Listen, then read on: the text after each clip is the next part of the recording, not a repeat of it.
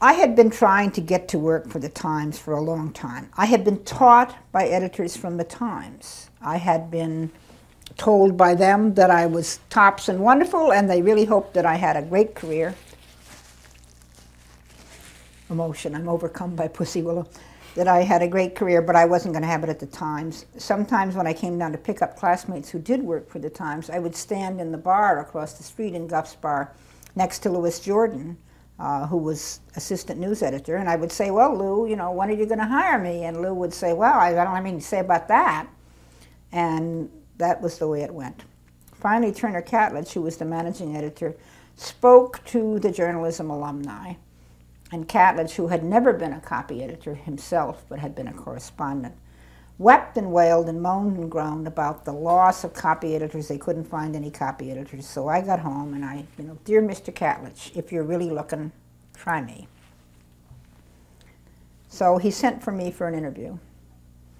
And after we had talked for a couple of minutes, he said just what George Cornish had said, you should talk to Elizabeth Penrose Hawkins, who is the women's editor. She was pretty new in the job at that time. She had come from Condé Nast, and she is now, of course, passed on likewise to the great beyond.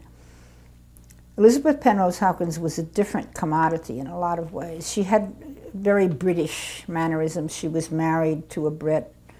They collected old cars. They collected Packards, which is not exactly like collecting Tootsie Toys. And I went up to see her, and she was pink and gold. She was like a made-up marshmallow. She was one of the women from Vogue who met under the hairdryers over at Lexington Avenue, at 420 Lexington Avenue, every week. So she interviewed me for a reporter's job, because of course it was unthinkable that I would be interviewed for an editor's job. And it was not a good interview. It was a terrible interview. I was put off by it. I was unnerved. And she was so sort of la-di-da with these rings. I didn't know what I was doing. I think the low point was reached when she said, now, she said, I see that you've written about food, and you've written about family, and you've written about furnishings, and you've written about, I've lost one of them again, Mary Marshall. Fashion. Fashion. She said, I see, which do you like to do best? And I said, well, I guess family, because I've flown into that breach most often. And then I realized what I had said. And after that, I lost it. I couldn't get it back. But very soon after this interview, Elizabeth Penrose Hawkins' copy editor, a man named Mort Yarman, quit for greener fields. He wanted to edit an antiques magazine, and he had a couple of other jobs. So they didn't have a copy editor in the women's department, the FFFF department.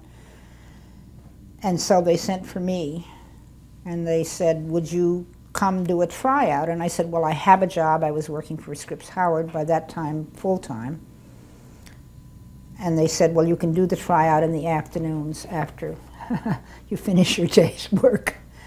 So they collected a mountain of paper for me, of stories that had been filed by incompetents, illiterates, people who just came in from the cold. I mean, I don't know where they got this paper from. It was incredible. And they set me down, and I didn't know what the underneath message was, but I figured it out pretty quickly.